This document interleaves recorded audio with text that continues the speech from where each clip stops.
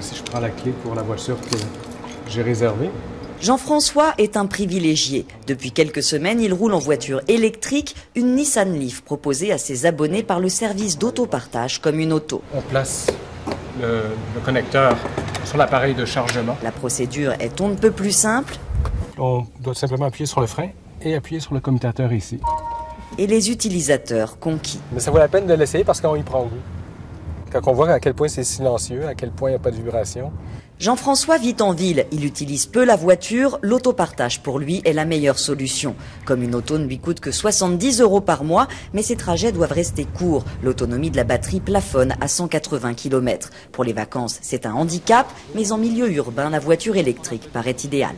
Aucun manufacturier automobile ne va rechigner à essayer de s'implanter dans ce marché-là, parce que quand on parle d'autopartage, c'est un marché en développement. La plus grande proportion de nos trajets, c'est des trajets de 50 km et moins. À Montréal, Comme une auto compte près de 25 000 abonnés. Seuls 17 livres sont déjà disponibles. Il y en aura 50 d'ici le printemps prochain. L'investissement est lourd puisque ces voitures sont plus chères que celles à essence, mais la société compte se rattraper sur les coûts à l'utilisation. Il faut moins d'1 euro d'électricité pour recharger la voiture. De quoi séduire les consommateurs. Chez ce concessionnaire, les candidats se bousculent pour essayer la Leaf. Certains comptent sur l'autopartage pour tester leur achat.